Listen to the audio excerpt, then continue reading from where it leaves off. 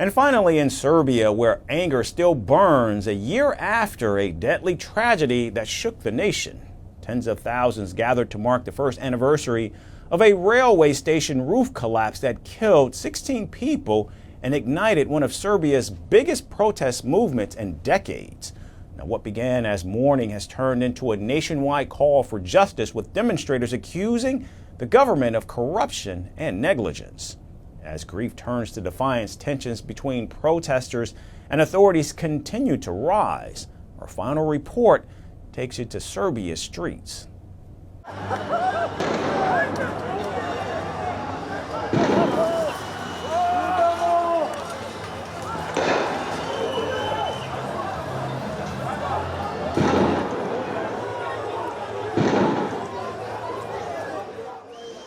1 year after the deadly railway station roof collapse in Novi Sad, anger across Serbia shows no sign of fading.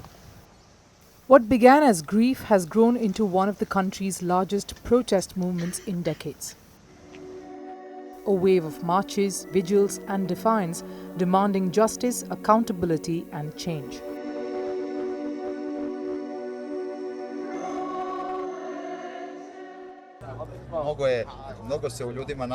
A lot of sadness and anger has built up in people all these years, so it just culminated with this tragedy.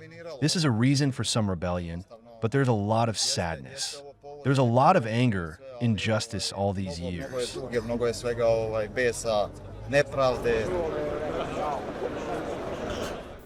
On Saturday, tens of thousands of people poured into Serbia's second largest city to mark the first anniversary of the collapse that killed 16 people, including 4 children.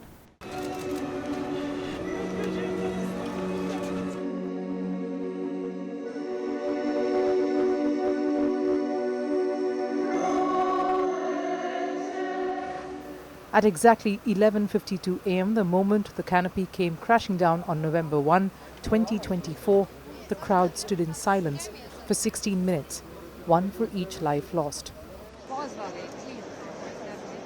The streets of Novi Sad were filled with people carrying red hearts bearing the victims' names.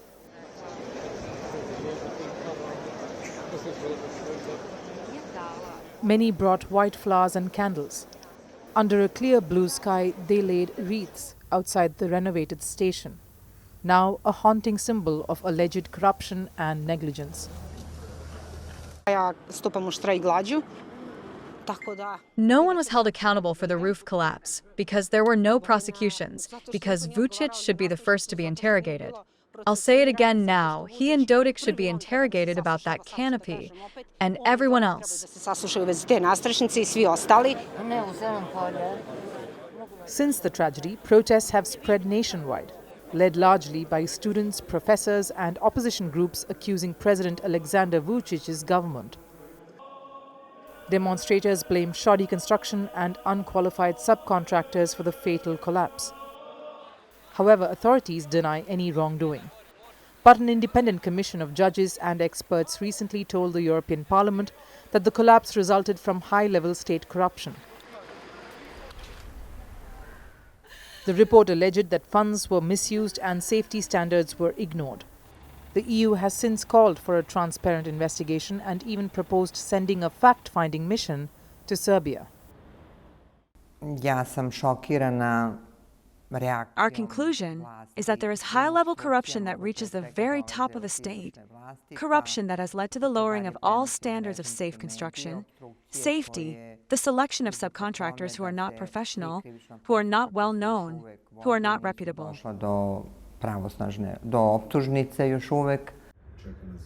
In September, prosecutors charged 13 people, including former Transport Minister Goran Vesic, with endangering public safety.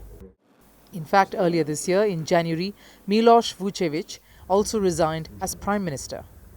But the case remains stalled as a higher court has yet to confirm the indictment. No trial date has been set. While the government declared November 1 a national day of mourning, tensions remain high. Police formed tight cordons as clashes erupted between anti-government demonstrators and Vucic's supporters, who've occupied a tent camp outside Parliament since March. bottles, flares and stun grenades were thrown as riot police tried to separate the two sides.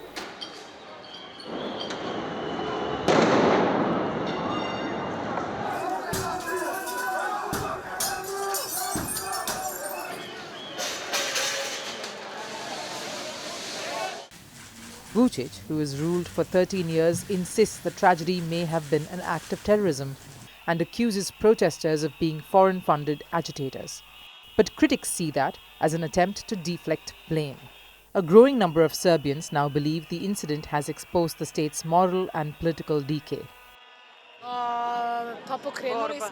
We have started, the fight is still ongoing, but something incredible happened, and that is that we're finally united. The students completely changed us, they changed our consciousness and gave us new hope, so for the first time I believe that something will actually happen, finally. For many, those words captured the nation's mood. As lanterns floated over the river at sunset, 16 lights for 16 souls, the crowd stood silent once more. In the stillness, there was both grief and resolve. 1 year later, the victims are gone, but their memory is fueling a movement that Serbia's leaders can no longer ignore.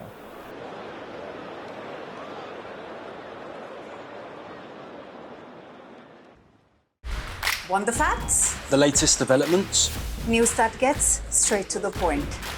Well, we've got all three just for you. This is Firstpost Live, a brand new show, your window into what really matters. Don't miss it.